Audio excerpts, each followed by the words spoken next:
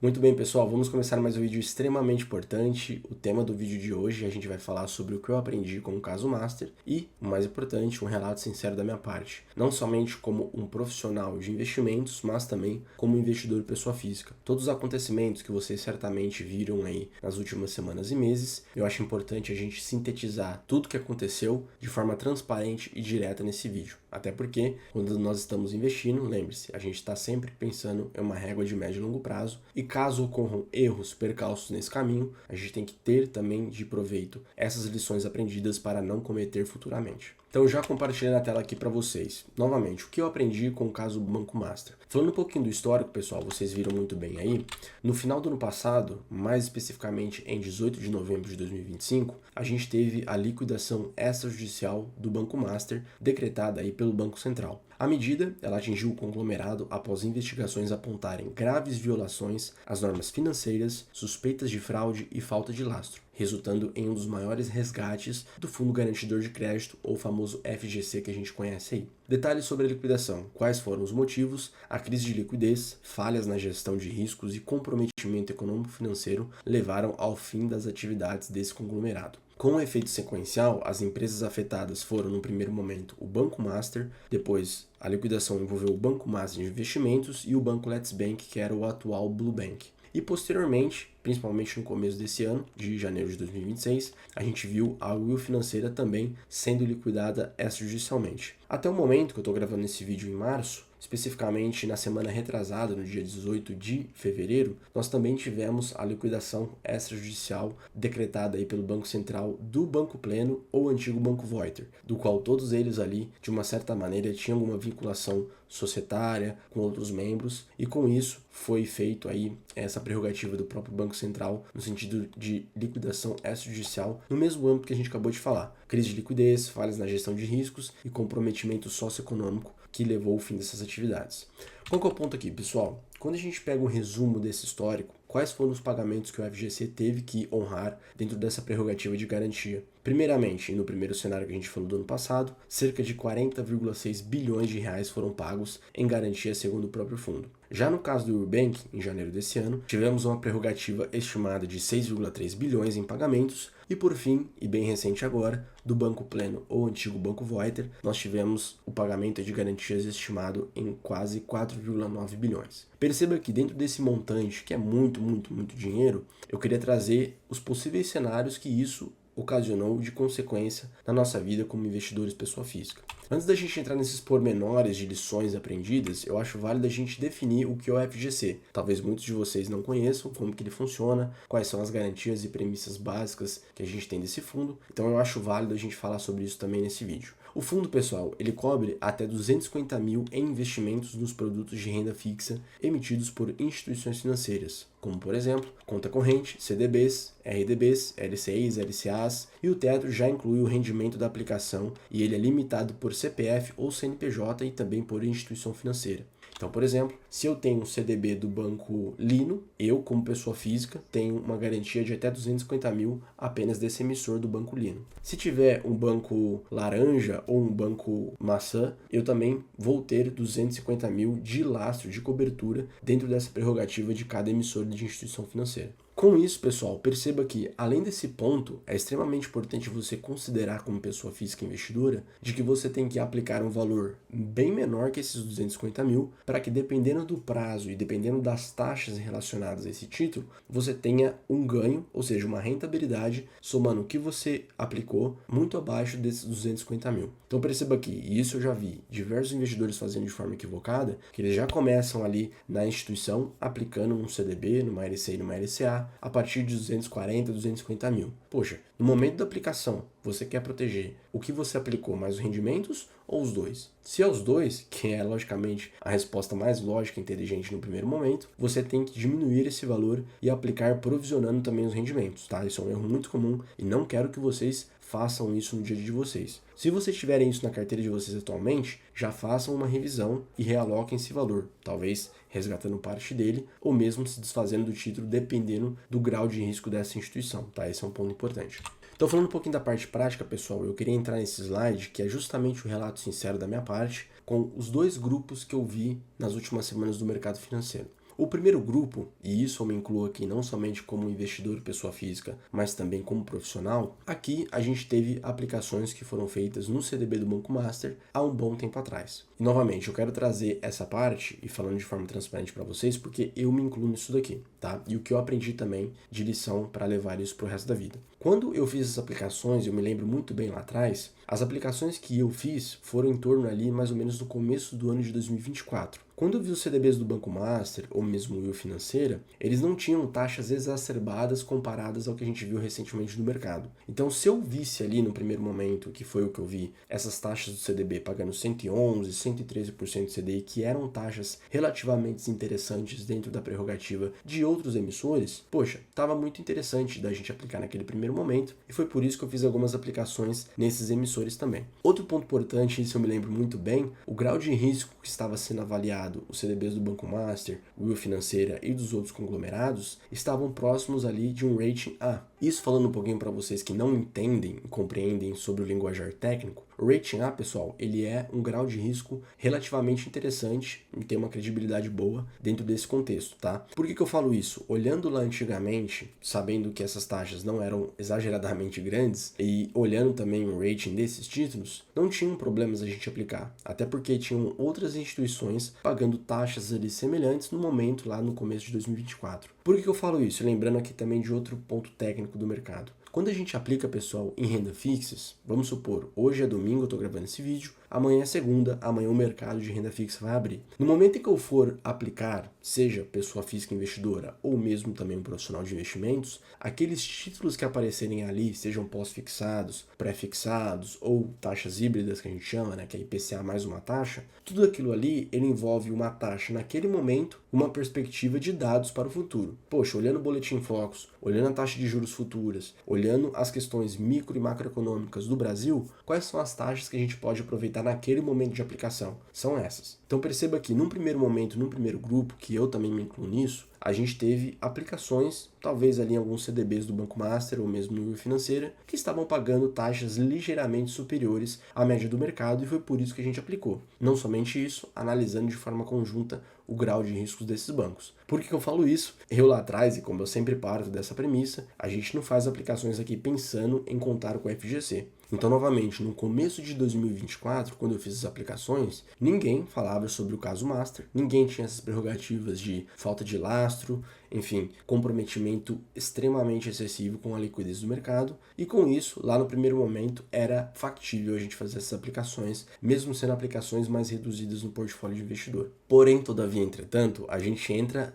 agora no segundo grupo, que é os famosos espertinhos que eu vi aí no mercado. O que aconteceu, pessoal, nesse segundo grupo? Foram os investidores que fizeram aplicações recentes. Mais ou menos ali no segundo semestre do ano passado, de 2025, nós já tivemos vários CDBs do Banco Master aparecendo aí no mercado secundário, nas prateleiras de produtos das principais corretoras e bancos de investimento. Quando eu vi isso, e vários de vocês investidores também acompanharam, poxa, CDBs do Banco Master pagando 150 do CDI, 160, 180, ainda mais na taxa de juros atual de 15%, isso daqui já sinalizava uma luz extremamente vermelha dentro da prerrogativa de credibilidade do banco. Nesse momento que eu vi esses títulos comercializados, não faria nenhum sentido, eu estando nesse primeiro grupo, sair desses CDBs porque o deságio ia ser muito, muito grande.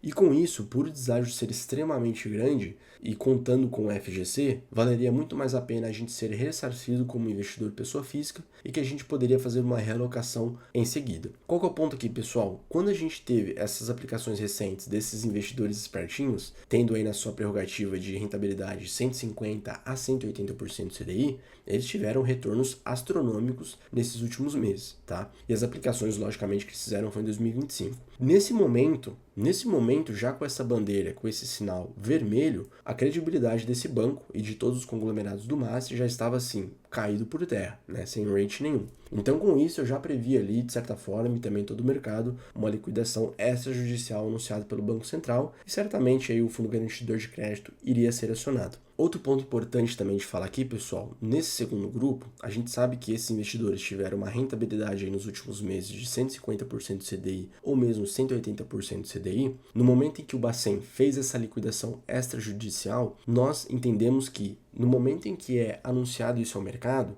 as rentabilidades desses CDBs elas congelam. Ou seja, o CDB que você tem ali do Banco Master, ele parou de render até o dia do pagamento do FGC. E com isso, essa rentabilidade equivalente desses CDBs pagando 150 a 180% do CDI, elas teoricamente descem. Então, talvez ali nesse período ficou uma rentabilidade acruada equivalente de 140 a 130 do CDI. Mesmo assim, nessa prerrogativa de acionamento do FGC para esses investidores um pouco mais espertinhos que eu poderia colocar, eles tiveram retornos muito bons na sua carteira de investimentos. Até porque, poxa, se você tiver uma rentabilidade de 125% do CDI, 130, 140% do CDI em aplicações de renda fixa e olhando ainda um contexto de taxa Selic a 15%, isso é um baita de um retorno. Mas o ponto é, dentro dessa prerrogativa, eles também tiveram pontos benéficos aqui de retornos. Por fim, concluindo aqui todos esses pontos que a gente acabou de falar, pessoal, não somente falando do histórico do Banco Master, mas o que a gente pode levar de lição para o nosso futuro, para a nossa caminhada nos investimentos, o primeiro grupo, novamente, que eu me incluo nisso daqui,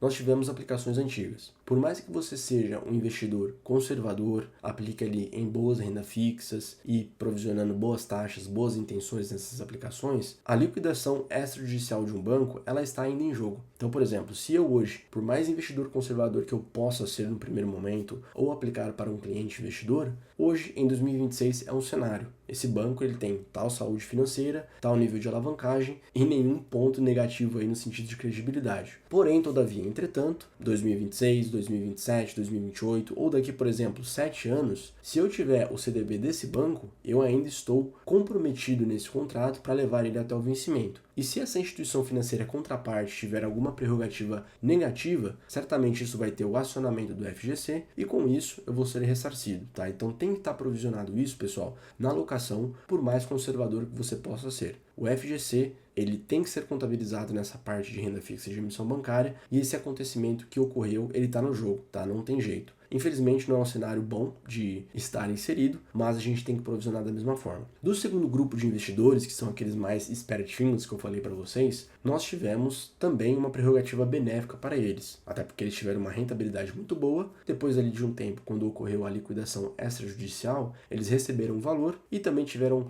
retornos muito bons aí na sua carteira, tá? Então, novamente, nesse segundo grupo, eu não gosto de incluir ou recomendar esse caminho para vocês, porque vocês estão contando ali primeiramente com o FGC. E eu acho isso daqui uma posição bem assim, obscura no sentido de ter rentabilidades ou mesmo querer ter um prêmio acima do que vocês precisam. Como eu disse para vocês agora no primeiro grupo, a gente não aplica em CDBs provisionando uma liquidação do FGC. Mas, se ocorrer, a gente tem essa garantia de certa forma e eu não gosto de partir desse primeiro momento. Agora, para o terceiro grupo, pessoal, infelizmente, esse terceiro grupo eu não quero que vocês estejam em nenhum momento inseridos aqui ou futuramente. Esse terceiro grupo, ele engloba as aplicações de investidores que ultrapassaram o FGC. Ou seja, dentro das aplicações de CDB pagando X% de CDI, independente se eles fizeram aplicações antigas ou atuais, se você teve aplicações acima dos 250 mil, isso daqui vai ser muito difícil para você receber ou talvez não vai receber. Perceba, pessoal, quando a gente vai fazer as aplicações, por mais conservador que a gente possa ser e por mais que o FGC também possa estar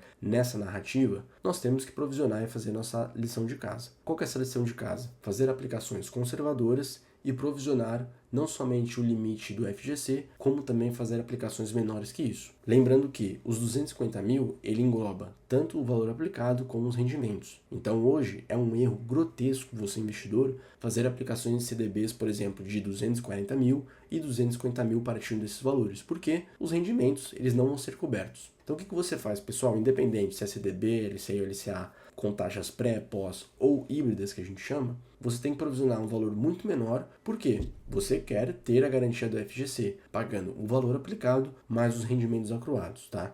Então, dito esses pontos, e infelizmente eu vi isso acontecendo e muito no mercado, principalmente com esses investidores espertinhos, aplicando valores assim muito acima do que a gente entendia como sendo um conservadorismo dentro da carteira de renda fixa, eles foram penalizados e certamente vão ter prerrogativas negativas aí nos próximos meses, tá? Se receberem os valores, que é um ponto bem pior de se falar. Portanto, pessoal, é isso. São essas informações que eu queria trazer para vocês aqui de forma resumida. Novamente, tem os 3 grupos inerentes hoje do mercado, tanto o primeiro grupo do mais conservador, que eu estava inserido também, até o mais arrojado aí, né, que estava totalmente descorrelacionado com a prerrogativa de fazer bons investimentos. A ideia é trazer de forma sintetizada esses pontos aqui para vocês. Fato é, nós não controlamos o que a gente tem no futuro. Não tem como eu lá atrás, falando até do meu caso, de forma transparente para vocês, saber que no final de 2025 foi decretado a liquidação extrajudicial do Master. Logicamente, se eu soubesse dessa informação, eu não teria aplicado lá atrás em CDBs, né, do Banco Master ou do conglomerado. Mesmo acontecendo esse cenário, que é um futuro que a gente não sabe que vai acontecer, nós temos que provisionar e nós temos que fazer o nosso dever de casa,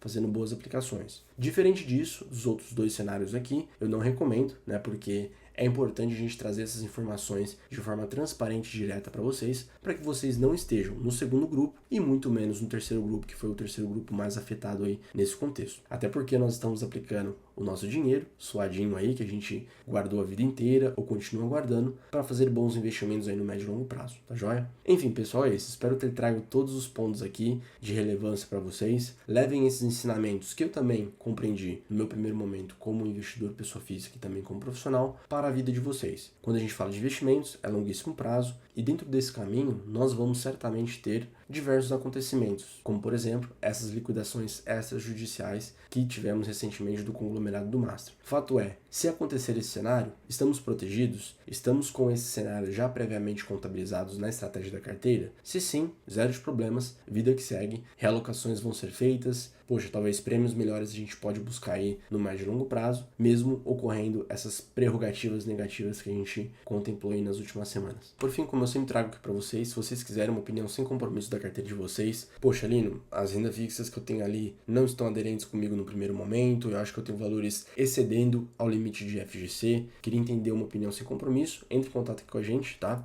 Ou mesmo para aqueles investidores que eu sempre gosto de falar, que aplicam renda fixa no âmbito de crédito privado de forma exagerada. Então, por exemplo, se você é investidor conservador, tem muita renda fixa de crédito privado, debêntures, CRIs e CRAs, poxa, isso daí também é uma prerrogativa negativa que segue muito em linha do que a gente acabou de falar nos slides anteriores, tá? Então é importante que, se você tem esse cenário, entre em contato com a gente, preencha esse formulário aqui desse QR Code, talvez ali em menos de 3 minutos, para a gente reavaliar talvez alguma realocação. Então é isso. Se esse vídeo agregou para você, deixa um like, coloque um comentário também se você discorda, acho importante a gente debater sobre esse assunto, ou mesmo o que você aprendeu nesses últimos meses aí com o caso Master. Então nos vemos no próximo vídeo. Um abraço.